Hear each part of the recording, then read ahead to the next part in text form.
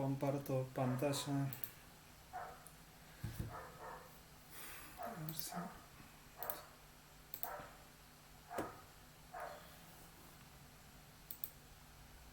Bueno, me confirman si ven bien. Perfecto. Ok. Entonces, bueno, la presentación se titula Programación, Ciencia o Arte. Y eh, como pueden ver, hay muchas filminas y no hay tanto tiempo. De manera que voy a tratar de pasar por alto prácticamente la mitad de la exposición para no quitarle tiempo después a Valentín y a Erika. Eh, Discúlpame, sí, Gustavo, me acaba de confirmar Carlos Murúa que no hay problema con la cuenta institucional. Dice que bueno. dura hasta 8 horas, así Ah, que listo, podés quedar entonces afónico hablando, más o ¿eh? menos a las 3 horas y media puedo terminar con las filminas. No, Claro. buenísimo, me tranquiliza. Eh, bueno, entonces, hay todo un marco y una contextualización histórica y filosófica que voy a comentarla muy por encima respecto al término arte y ciencia. Después, en todo caso, si alguien tiene interés en consultar algo sobre el tema, se puede ampliar cuando termine la charla. Vamos a ver de qué hablamos cuando hablamos de arte y ciencia aplicado esos términos al caso de la matemática. Luego ver cómo desemboca un poco esas dos vertientes, la que viene por el lado del arte y de la ciencia, en lo que es la computación, cómo uno puede identificar un poco un doble origen en la computación. Y después hablar ya un poco lo que se plantea en el título respecto de la programación, la pregunta arte o ciencia, pero más que todo pensando, no para dar una respuesta última, sino para pensar un poco en la formación de técnicos desarrolladores de software, dentro de qué tradición, digamos, en lo que es el ámbito de la informática estarían, ¿sí?, situados. Bueno, acá los perros están haciendo un ruido bárbaro. Eh, y después vamos a ver algunos ejemplos de algunos programitas donde creo yo que se puede exhibir una proximidad, un acercamiento muy grande entre lo que es el razonamiento matemático y, y la programación.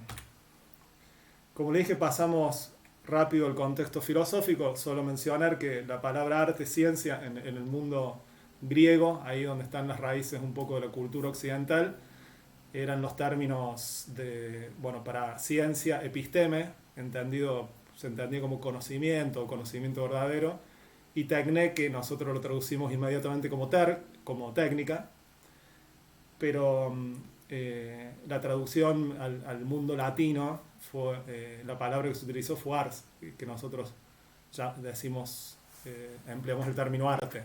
Entonces es un poco confuso a veces cuando se habla de arte. En este caso se está pensando la palabra arte más en el sentido original como técnica, ¿no?, como un saber hacer, como un saber práctico que no necesariamente se preocupa por el fundamento de ese hacer, sino por el resultado que da el hacer, ¿no? Mientras que la idea de episteme tiene que ver más con la idea de una ciencia universal, de un conocimiento fundamentado, cuyo principal, donde el razonamiento, digamos, deductivo, como una capacidad natural, es como el instrumento, digamos, para la construcción de esos saberes, mientras que en la técnica hay una dimensión más empírica, práctica, material, ¿sí?, corpórea, etcétera.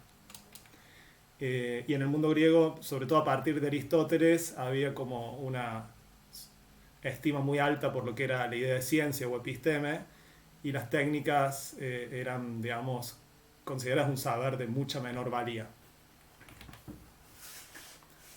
Y en la matemática se plasma esa idea en lo que nosotros hoy llamaríamos matemática pura, ¿sí?, lo que era en la época de los griegos la geometría. Y también había prácticas matemáticas más vinculadas con lo que hoy nosotros llamaríamos, no sé, el campo de la ingeniería, una matemática más aplicada, más empírica, y donde ya en la época de Platón habían comenzado a construirse algunos instrumentos y algunas máquinas, y donde se empleaban conocimientos matemáticos. Y parece, según cuentan, un historiador del siglo I, Plutarco, Platón se indignó cuando se desarrollaba ese tipo de matemática empírica, ¿no? Matemáticos destacados del entorno de Platón como Eudoxo y Arquitas se habían embarcado en la construcción de máquinas y ahí la palabra que usan es mecánica para hablar de esta matemática más empírica, y Platón entendió que estaban degradando el conocimiento matemático, se indignó, les reprochó haber destruido y echado a perder la bondad de la geometría, haciéndola descender de lo incorpóreo a lo material, a lo mudable, etc. Y llevando el razonamiento a la realización de penosas tareas manuales, ¿sí? Esa es un poco la descripción de esa forma de hacer matemática. Y que eso devino en un olvido de la filosofía de esa matemática más de tipo ingenieril, ¿no? Y pasó a formar parte de las artes militares. Y por ende, esa matemática más de corte empírico, ingenieril, estaba más supeditada a ese dominio de la técnica, que era un dominio de mucho menor valía que el de la episteme, el de la ciencia, ¿sí? Pero eso después cambió, y ya llegando al 2000 años después, ¿no?, de Platón, llegando a la modernidad, al Renacimiento, toda esa matemática marginal que se había desarrollado por fuera de las academias, de las universidades europeas, fue como encontrando su camino real hacia las ciencias, porque el propio concepto de ciencia en la modernidad cambia, y se empieza a valorar fuertemente también la ciencia por su utilidad, ¿no? Hay un concepto de mayor pragmatismo respecto de la ciencia. Se va moldeando de esa manera la idea de episteme o ciencia, y esta tradición más técnica de la matemática ahora sí tenía mucho que decir, ¿no? Y el término que se utilizó en esa época, y no era un término peyorativo, sino muy valorado, era de matemática mixta. Hacer matemática mixta era el que hacía una matemática, hoy llamaríamos aplicada, por más que no es exactamente lo mismo. Era esa matemática que se ocupaba de problemas de naturaleza práctica, que provenían más bien de otras disciplinas, ¿sí?, donde se resolvían esos problemas a través del razonamiento y las técnicas matemáticas, ¿sí?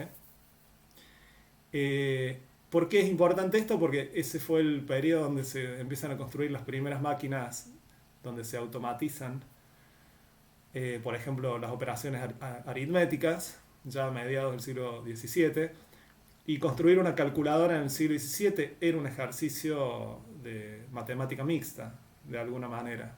¿Bien? Entonces ahí hay como una raíz de lo que es, porque eso después continuó, ¿no?, se fue desarrollando, el origen de la computación, más por la línea esta que viene del pensamiento técnico, ¿sí?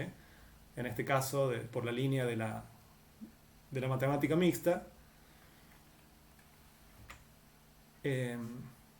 tratados como el tratado del péndulo fue un matemático y físico y astrónomo muy, muy importante en el siglo XVII, fue Christian Huygens, que escribió el tratado sobre el péndulo, tratado de matemática mixta, si se quiere, que fue fundamental para todo el desarrollo de la relojería, y la relojería fue como la tecnología paradigmática de ese momento. Llevado a un grado de sofisticación muy grande, la relojería permitió la construcción ya en el siglo XVII de estos autómatas, que si los buscan en YouTube porque todavía están en los museos europeos, son realmente impresionantes, ¿no? Los videos que se pueden observar, por ejemplo, de la chica que escribe, que hace unos dibujos con una precisión increíble, con movimientos muy reales, ¿no? Era todo un ambiente donde se consideraba que se empezó a entender que mucho de lo que nosotros hacemos puede ser expresado en términos de un mecanismo, ¿no? Entonces, por ejemplo, tenía subprogramas, o estaba la idea de subprograma en la chica que escribe, porque si bien el movimiento constante era de la mano y de los ojos que iban siguiendo el trazo, había configuraciones muy complejas que se podían hacer para que haga diferentes dibujos, ¿sí? Estos eran construidos por un relojero, ¿no? De Jacques Dreux, un relojero suizo. Ya llegando al campo más que nos interesa, de, de la informática, decir esto que yo anticipé, por el lado este que vengo comentando, uno puede pensar el desarrollo de la informática a partir de esta línea de trabajo más ingenieril. Y esto continuó incluso a lo largo del siglo XX, no hay tiempo para hacer como un recorrido, pero se puede rastrear toda esa, a partir de esa genealogía de problemas más bien ingenieriles, el origen de la computación. Y otro es más de tipo conceptual, más basado en desarrollos y problemas del ámbito de la matemática pura, problemas lógico-matemáticos. Y eso por ahí, si no me equivoco, lo va a tocar más bien Valentín, si habla de las máquinas de Turing. ¿Bien?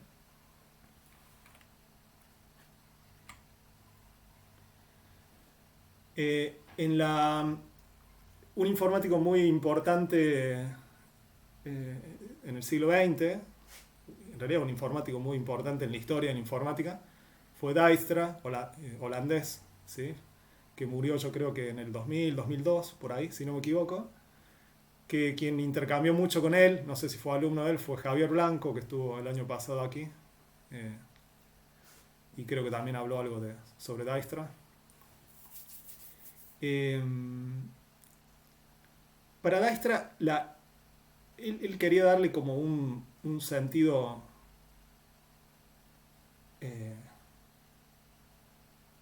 a ver, no sé bien qué término usar, pero de alguna manera quería hacer de la informática una ciencia, en el sentido clásico, ¿sí? Entonces, On the Nature of Computing Science, ¿sí? Sobre la naturaleza de la ciencia de la computación, me cuesta leer porque el cartelito de que estoy compartiendo está justo sobre el título. Él dice que para que la informática se convierta en una disciplina académica viable, debe convertirse en una rama de las matemáticas, ¿sí? Inusualmente formal, en la que el conocimiento de los hechos desempeñará un papel relativamente menor, pero las preocupaciones metodológicas desempeñarán un papel inusualmente importante. Y después continúa diciendo Dijkstra, todo esto es muy emocionante y también muy atractivo porque la elegancia, esta palabra va a ser importante en lo que sigue, la elegancia matemática desempeñará un papel central. Como científicos informáticos, sabemos que en nuestro ámbito, quizás más que en cualquier otro, la elegancia matemática no es un lujo prescindible, sino que decide entre el éxito y el fracaso.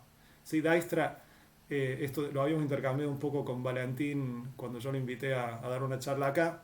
Estaba esta idea de que no alcanza con que el criterio que viene más del universo de la técnica, de que el programa funcione, ¿sí? It works, ¿sí? Funciona.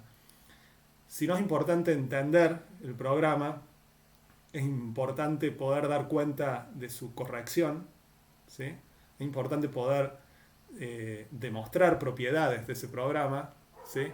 Y en todo eso la matemática tiene mucho que decir, ¿sí? De alguna forma trata de darle como ese corte más científico en el sentido clásico a lo que es la propia actividad de la programación.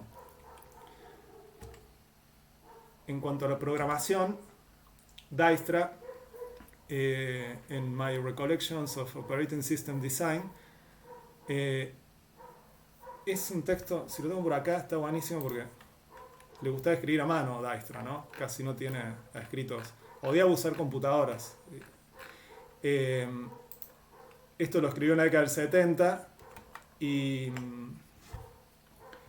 él recuerda los trabajos que había hecho en la década del 50, donde trató problemas de concurrencia, ¿no? Que son problemas informáticos muy importantes para el diseño de sistemas operativos.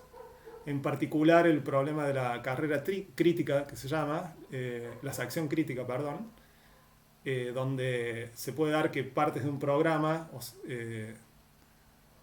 dos programas en ejecución necesiten el mismo recurso, por ejemplo, periféricos de entrada o de salida de una computadora, o acceder a una base de datos.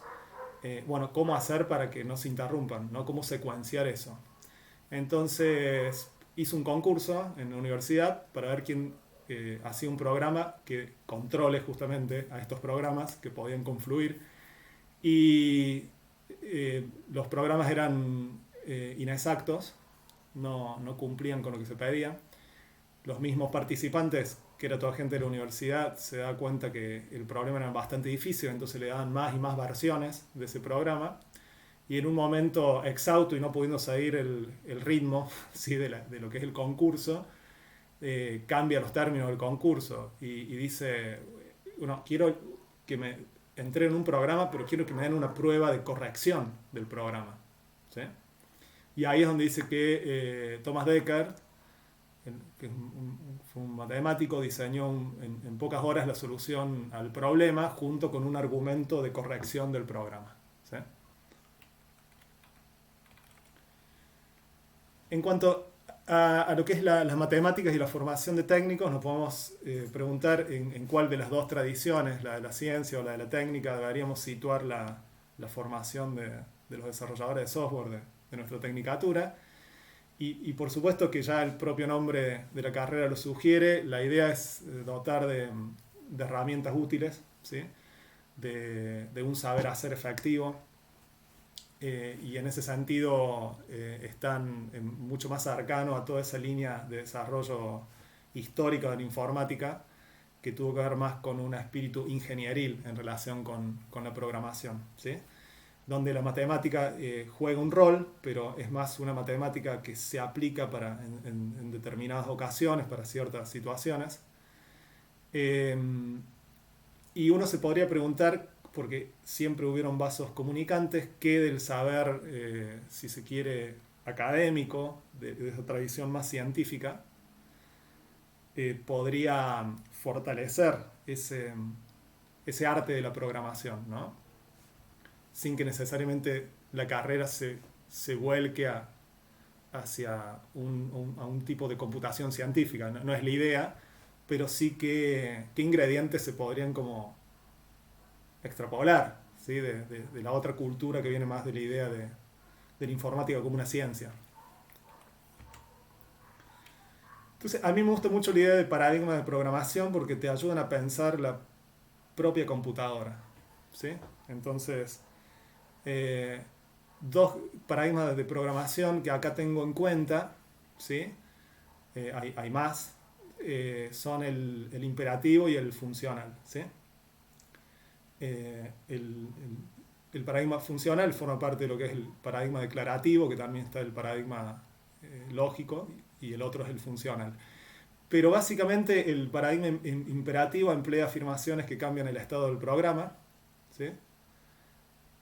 Mientras que en un paradigma puramente funcional, en el programa no hay cambios de estado, ¿sí? Por ejemplo, si uno lo piensa en términos de las variables, las variables van cambiando de valor durante la ejecución del programa, ¿no? En el paradigma imperativo. Bueno, algo así no puede suceder en un paradigma puramente funcional. Son funciones o abstracciones de funciones matemáticas en sentido estricto. Los datos, el input, los argumentos de entrada determinan necesariamente el output, ¿sí?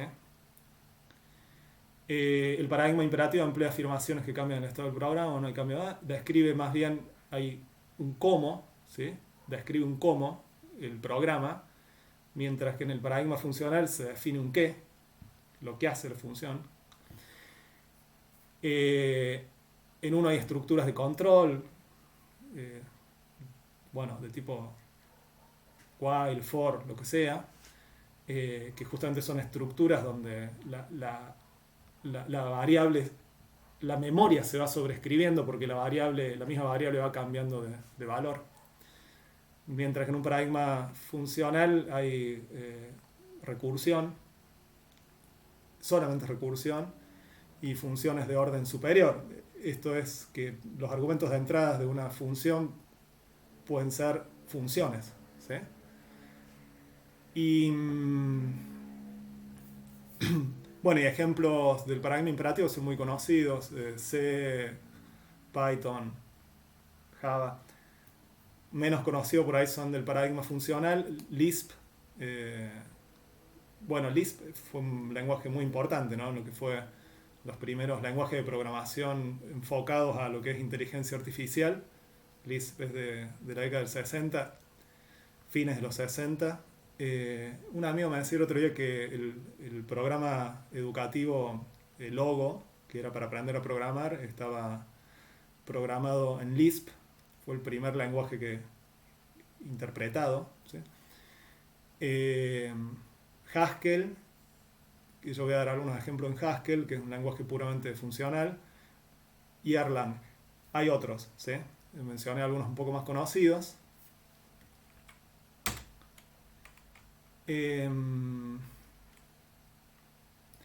Bueno, esto también por ahí lo puede comentar algo Valentín. El paradigma imperativo un poco es lo que se desarrolla, ¿sí?, a partir del concepto de computabilidad o del modelo de computabilidad de Alan Turing, ¿sí?, lo que son las máquinas de Turing. Y los paradigmas funcionales provienen de manera bastante directa en ese caso de lo que se llama el cálculo lambda, ¿sí?, de Alonzo Church. Nacieron el mismo año, de hecho, estos dos modelos de computabilidad, ¿sí? Uno donde la noción de estado es fundamental, otro donde la noción de función es fundamental. Entonces, bueno, ahí la historia de las dos torres, cómo se desarrolló la informática por una vía y por otra. Bueno, del lado del cálculo lambda es mucho más ordenadito, ¿sí? Porque, bueno, tiene toda esa pulcritud matemática que no estaría sucediendo del lado de la programación imperativa. Notemos también que la programación funcional está basada, bueno, como dijimos, en el cálculo lambda, utiliza una notación matemática simple que permite describir los problemas en forma clara, concisa y correcta. Eso que Dijkstra, unas filminas atrás, decía la elegancia matemática, ¿sí? Bueno, es eso exactamente, ¿sí? Ser claro, conciso y dar cuenta de la corrección de un programa. Establecer la corrección de un programa en el paradigma funcional es más sencillo. Tiene una base matemática simple que soporta el razonamiento ecuacional sobre las funciones de los programas. Esto último, que suena un poco más complicado y más oscuro, es lo que voy a comentar ahora a continuación, y ya con eso voy a ir cerrando. Cuando se habla de razonamiento ecuacional, lo podemos pensar cuando evaluamos un programa, o en este caso una función, ¿sí?, si es un lenguaje funcional, donde las expresiones de la función se reducen a valores. Se trabaja con lo que se llama comparación de patrones, pattern matching. Se va dando un reemplazo del lado izquierdo al lado derecho, porque a la función se la trata, ¿sí?, como un objeto matemático, en este caso como una ecuación, ¿sí? Y nos detenemos cuando no es posible continuar la reducción y alcanzamos un valor, por ejemplo true, ¿sí?, verdadero. Si vemos algunos casos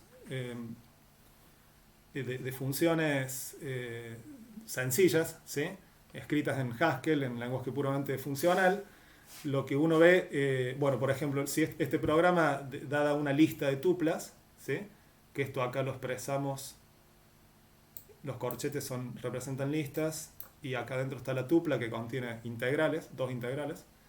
El programa arma una lista de los integrales máximos, ¿sí?, de los dos valores de la tupla. El mayor lo saca y lo va acumulando en una lista, ¿sí? Entonces, bueno, en programación funcional la declaración de tipos es absolutamente central.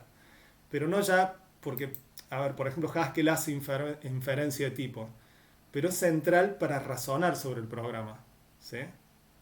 Para entender exactamente qué va a hacer la función. Este es un programa recursivo, ¿sí? Porque hay que recorrer una lista, las listas se construyen recursivamente. Si la lista es una lista vacía, el resultado, la ecuación es la propia lista vacía. Eso en algún momento va a suceder porque el algoritmo va recorriendo cada tupla de la lista y en algún momento no tiene más elementos, ¿sí? Y da con la lista vacía. Ahí se llega al caso base y se detiene, ¿sí? Y el caso recursivo, ¿sí? Una vez más, tenemos en cuenta que esto lo podemos tratar como una ecuación, ¿bien? Es una igualdad y podemos razonar de esa manera. Aparece lo que es el pattern matching, ¿sí? Encontramos estructuras o patrones comunes de un lado y del otro, ¿sí? La función máximo par, ¿sí? Toma una lista de entrada que contiene tuplas. Así que representamos el primer elemento de la lista, que es la tupla AB, 2 puntos es el constructor de la lista, y luego la cola de la lista que llamamos en este caso XS, ¿sí? Entonces eso es igual a, bueno, se toma el primer elemento de la lista, ¿sí? Y se le aplica una función para determinar cuál de los dos integrales es el mayor, ¿sí? Esto es medio redundante porque ya está en el intérprete de Haskell la función máximo, pero bueno, acá yo la reescribí, ¿sí? Y luego que se decide cuál es el máximo valor de la tupla, vienen los 2 puntos, al igual que del lado izquierdo, y se continúa el análisis del resto de los elementos, con lo cual hay una llamada recursiva a XS, que es lo que tenemos acá, que es la cola de la lista, ¿sí? Y así hasta que llega a cuando ya no tiene más elementos que analizar y bueno, lo que tenemos es la lista vacía y la función está definida para la lista vacía, ¿sí? Bueno, acá está el resultado. En este caso, si le instanciamos con una lista de 3 tuplas, como en este caso, ¿sí? El resultado es la lista 3, 1, 12, ¿sí? De valores máximos de estas 3 tuplas. ¿Qué me interesa un poco de esto? Lo que es la evaluación de una función es una tarea interesante, todo pensando en qué elementos podrían ser provechosos en una matemática de primer año de la tecnicatura o de segundo año quizás, o en una introducción a los algoritmos habría que ver. Por ejemplo, la función esta, cuadrado, una función básica que da el cuadrado de un número, la llamamos cuadrado y el cuadrado de x es igual a x por x. La función tiene como input un integral y devuelve un integral. Y la podemos acá instanciar, hacer este llamado cuadrado de 3 más 2. ¿Sí? El cuadrado de 3 más 2, ¿sí? Si la función es x por x, es 25. Ok, estamos hasta ahí. La evaluación, ¿no? Y acá donde de alguna forma se pone en juego el razonamiento ecuacional, bueno, ya en la construcción de la función también, tenemos como 2 estrategias para reducir y llegar al valor de esta función, ¿sí? En el caso que hemos considerado, que es el cuadrado de 3 más 2, ¿sí? Tenemos la función llamada cuadrado 3 más 2 y podemos adoptar una estrategia de evaluación interna, ¿bien? Va de adentro hacia afuera, lo cual hace que el primer paso para evaluar la función consiste en resolver lo que está entre paréntesis, 3 más 2 es 5, y luego se aplica la función cuadrado sobre 5. La función cuadrado está definida como cuadrado de x igual a x por x, entonces ahí se reemplaza, ¿sí? Como se haría una ecuación, y colocamos x 5 por 5, ¿sí? Dado que 5 es x, y eso da 25. Y la otra manera es la evaluación externa, que se llama, donde lo que hacemos es ir de afuera hacia adentro, ¿no? Entonces, ir de afuera hacia adentro es empezar por la función cuadrado, ¿no? Y hacer el reemplazo, ¿sí? De cuadrado x. Entonces, eso nos da 3 más 2 por 3 más 2. ¿Sí? Todavía no evaluamos lo que está dentro del paréntesis. Luego de ir de la función, ¿sí? De hacer el primer reemplazo, la primera sustitución, ahora sí nos queda resolver lo que está dentro de los paréntesis, resolvemos lo que está dentro de los paréntesis y llegamos al mismo resultado. En programación funcional, toda evaluación, dado que soporta el razonamiento ecuacional, llega al mismo resultado. ¿Sí? No importa qué tipo de evaluación se haga. En programación imperativa no sucede lo mismo. Esto no lo estoy notando ni como un defecto, ni mucho menos, pero es interesante porque uno empieza a pensar de fondo, ¿no? En cómo uno ya se pone en el papel de qué hace un compilador, ¿no? Frente a un programa. Y eso es interesante. Acá ustedes pueden hacer el ejercicio si evalúan de afuera para adentro, de adentro hacia afuera. Bueno, esto está hecho en Python. El intérprete de Python va de izquierda a derecha, evidentemente. Entonces le asignó a n 0 y luego como se le cambia la asignación a n, queda 0 más 1, da 1. Pero si uno partiera de aquí, bueno, el resultado sería distinto, ¿no? Porque tendrías n igual a 1 y acá entonces tendrías 1 más 1, ¿sí? Porque ya adquirió ese estado n y daría 2. Entonces, se llama en este tipo de evaluación que emplea una evaluación externa y otros componentes que acá no vienen al caso porque son un poco más complejos, evaluación perezosa, ¿sí? Lazy evaluation. Entonces, ¿qué sucede? A ver, por ejemplo, esta función, yo acá fui medio redundante y reescribí la función, la disyunción, ¿no? El booleano, el disyuntor, ¿no? El operador disyuntor, ¿sí? Entonces, la función esta que, dado un integral x y una lista de integrales, testear si ese integral x está en la lista, ¿no? Entonces, bueno, si tenemos la lista vacía, por supuesto que la función da finalmente falso, porque quiere decir que no hay el elemento x no está, ¿sí? De hecho, en una lista larga, si el algoritmo recorre toda la lista y no machea el elemento x, llega a la lista vacía en algún momento y da falso, ¿sí? Y ahí se detiene. Ese sería el caso base. Y el caso recursivo, aquí aplicamos el disyuntor, ¿no? Entonces, una vez más, tenemos acá el elemento x, ¿sí? Y tenemos la lista. ¿Cómo representamos la lista? Bueno, la lista es un elemento, esto porque se definen recursivamente en Haskell, unido, pegado a el resto de los elementos del mismo tipo, ¿sí? XS. Entonces, ese primer elemento, si es igual a x, el disyuntor ya da verdadero, ¿no? Si no es igual a x, o sea, hay dos opciones, perdón. O el primer elemento, x es igual a y, ¿sí? Machea, o no. Y en ese caso se vuelve a llamar a la misma función y sigue analizando el resto de la lista. Fíjense acá, si yo, el ejemplo que di, ¿sí? Es buscar el elemento 3 en una lista que tiene, no sé, 100 millones de integrales, ¿no? Entonces, si yo, por acá está a ver, vamos a ampliar un poco esto.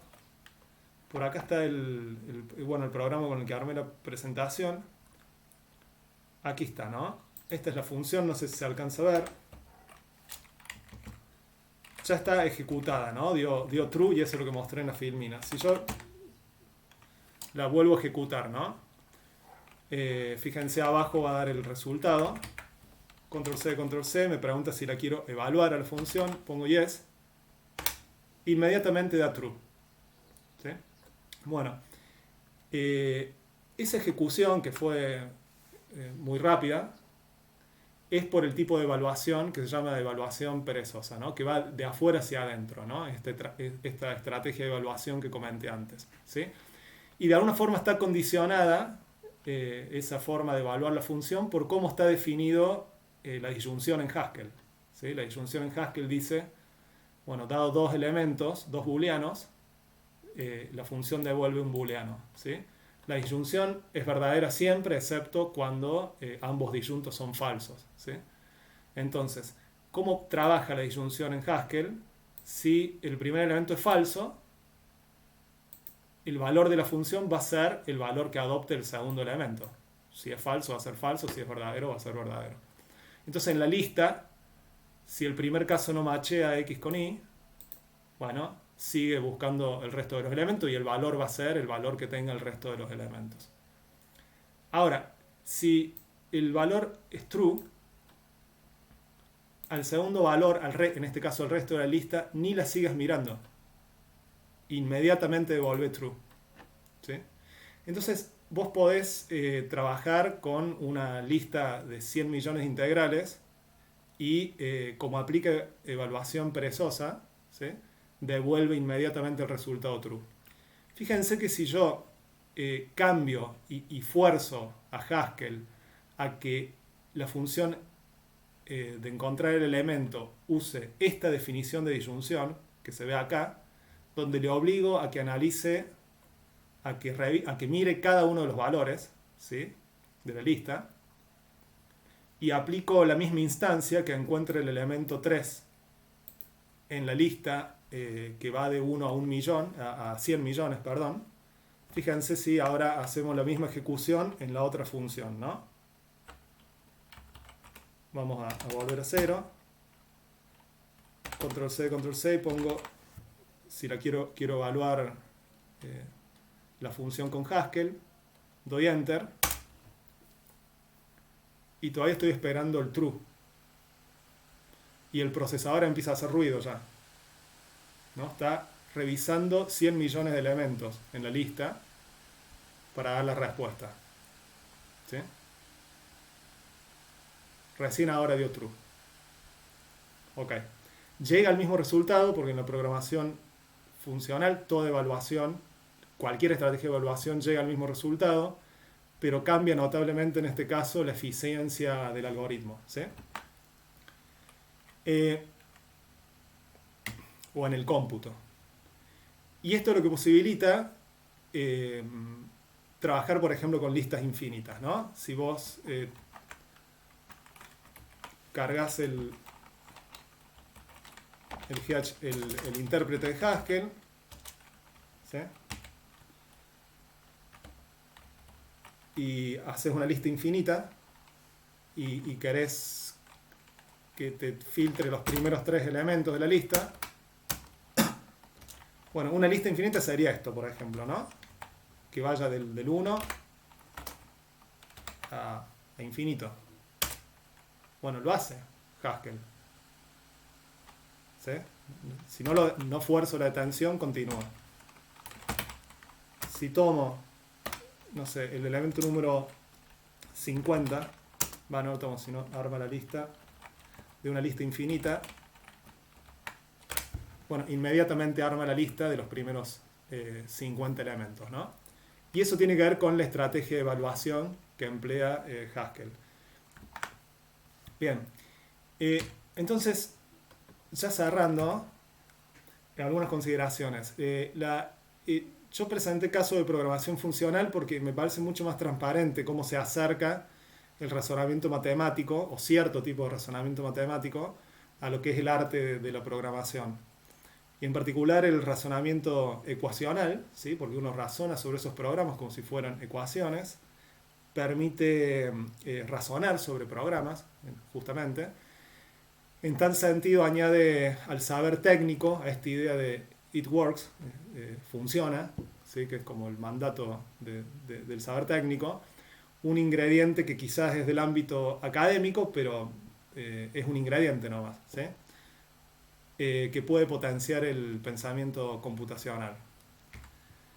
finalmente la irrupción de un nuevo paradigma de programación, o al menos plantear, ¿no?, este tipo de formación, esclareciendo el concepto de paradigma de programación y practicándolo, explorándolo realmente, no simplemente leyendo un resumen, abre el juego a que los estudiantes se hagan preguntas más de corte epistemológico. ¿Qué es una variable? ¿Sí? ¿Por qué no puedo hacer un while o un for en un lenguaje funcional? ¿Qué sucede cuando hay una llamada recursiva? ¿Qué pasa con la memoria si no hay cambio de estado y no se puede sobreescribir las variables? ¿Cómo trabaja la memoria en un lenguaje funcional? ¿Cómo se pueden hacer programas interactivos si no hay cambios de estado? ¿Sí? ¿Se pueden hacer programas interactivos? ¿Qué son exactamente entonces las funciones de entrada y de salida en computación? ¿Qué producen? ¿No? Y yo creo que en ese sentido puede dotar, además de estimular el razonamiento ecuacional, contribuir a dotar de mayor inteligibilidad y unidad al dispositivo este tan, como lo decía Dijkstra, excepcional que es la computadora. Bueno, creo que me fui bastante tiempo, pero llegué al final de todas maneras, ¿sí? Así que gracias por la paciencia.